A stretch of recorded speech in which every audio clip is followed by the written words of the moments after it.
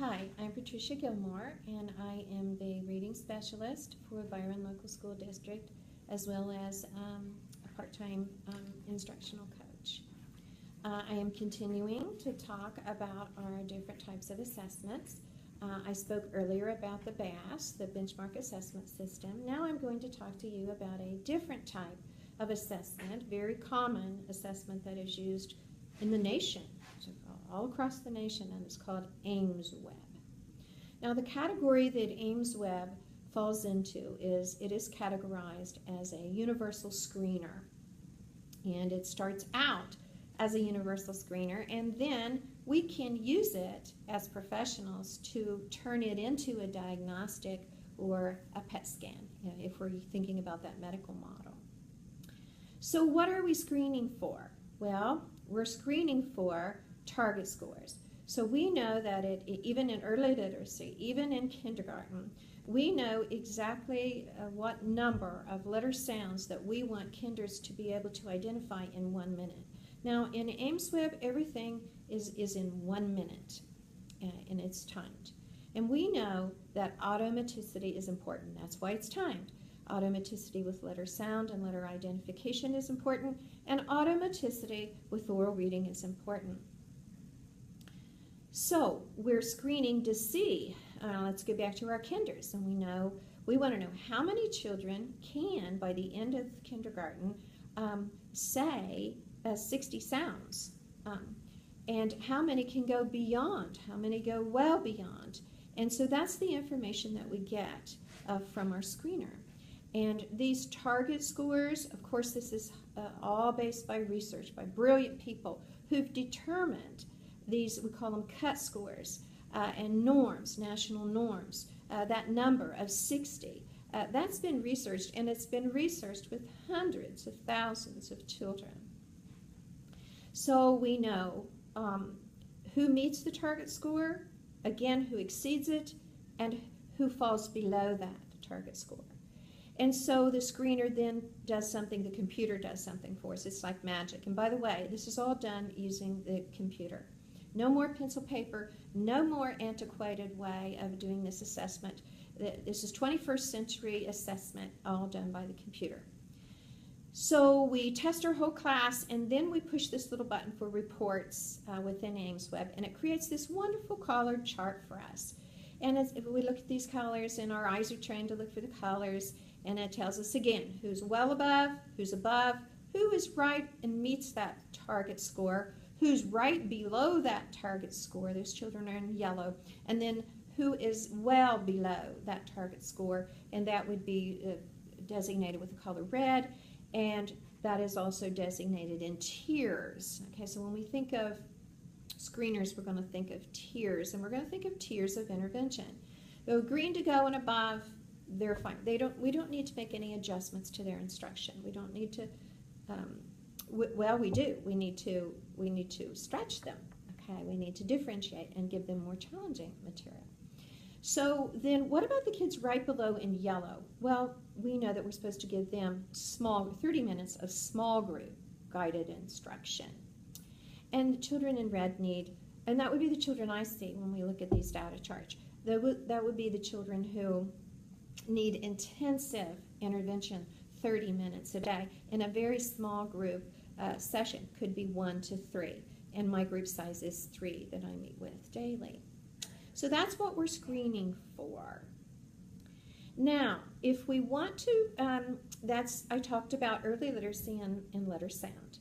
Now let me tell you what happens with Aimsweb in grades 1 and beyond.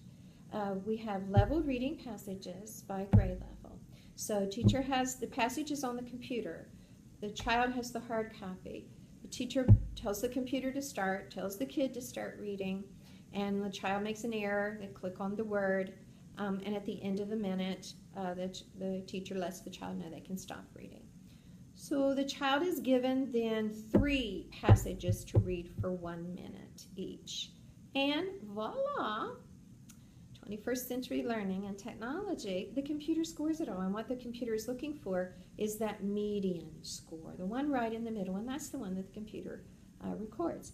And so after the teacher administers this, and This is typically done. We do this some grade levels during that pre-conference, those 3 wonderful days that we have set aside for that individual assessment time, that special time.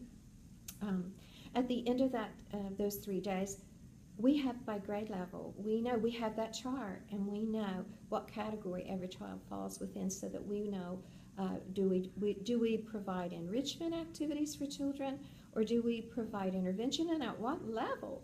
Is it a level 2? Is it a level 3 of intervention? Now, I said that we can turn it into a diagnostic. So what we can do then is that we can go back and look at that accuracy, and what we know is that when children read a grade level passage with below the 90%, which is a frustrational level, we're going to go back down another grade level. We're going to keep giving that child assessments until we find out where the child reads above 90% accuracy, and that's where we're going to monitor that progress. So that's another use of this assessment. We screen, and then we're going to monitor. So we know who needs intervention, we know at what level, now we're going to monitor that intervention. So we have, let's say we have a 2nd grader, and we know that we're going to monitor them at a 1st grade level on that oral reading passage until we can grow them and get them back up to grade level.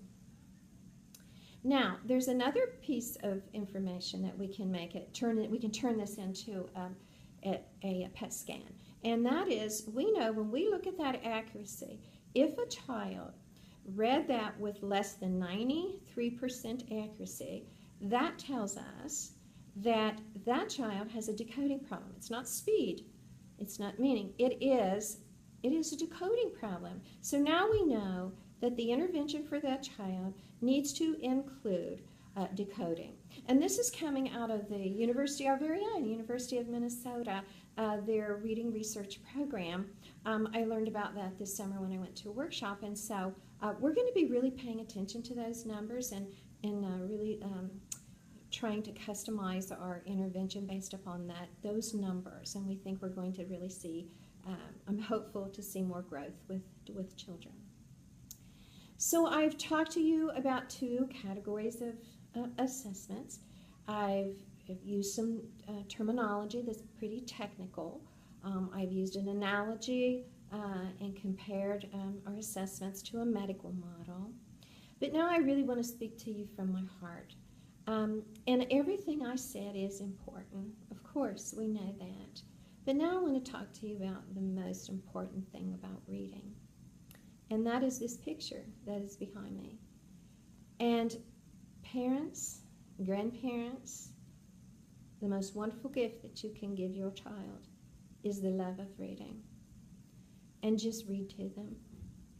And snuggle, and my daughter calls it snuggle time. And nurture that love of reading. And Jacqueline Kennedy, she thinks the same thing. And so I'm going to end with one of my favorite quotes about reading. And this is what Jacqueline Kennedy says. There are many little ways to enlarge your child's world.